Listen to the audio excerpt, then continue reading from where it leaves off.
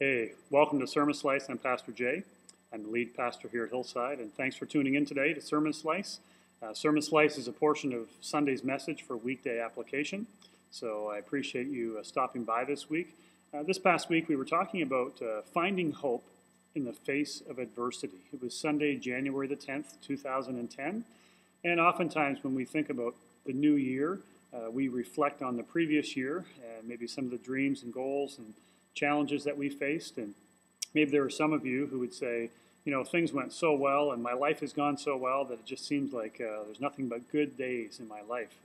But there's a lot of people that go through some difficult times. Maybe they go through a tragedy or a quick trauma. Or there may be some who go through long-term adverse situations, maybe seasons where it just seems like for a few years now it's just been nothing but struggle. And the reality is all of us can identify with adversity, with troubles, with hardships. We all want things to go well, and that's kind of an inner thing that we want, but we all identify with the fact that tough things come our way, and they can come our way most of the time without us choosing it. And so how do we deal with that? How do we embrace hope, and how do we find hope in the midst of those kinds of situations?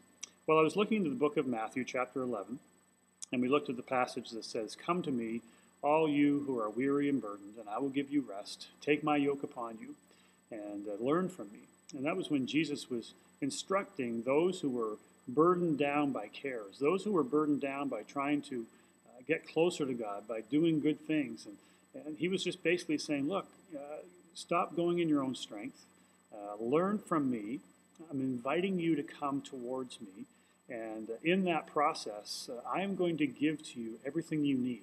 First of all, he says he promises us rest. What we all want is peace, of course, and that's why we like the comfort of a good life and comforts in our day. We really all want peace, and we're going to find true peace when we find rest in Christ. And he says, "Take my yoke upon you." Well, we know that Christ himself was a carpenter. There is some speculation that he could have been one of the best yoke makers of his day. And one of the realities of making a yoke was it was fit for the animal so that the animal could work through its day and not be hindered by a poorly shaped or poorly fit yoke. And in our lives, we know that Christ can fit us for every adverse situation we face so that it's not a burden, so that it's not weighing us down and we're overwhelmed by it, but that we are lifted. We find a sense of rest or peace, even in the midst of adverse situations.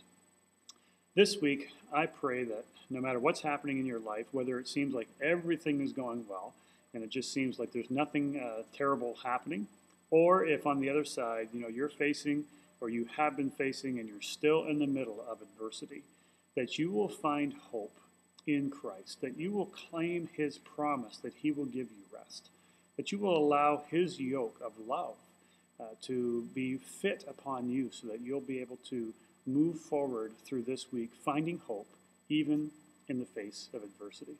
Thanks for tuning in to Sermon Slice. I look forward to sharing next week.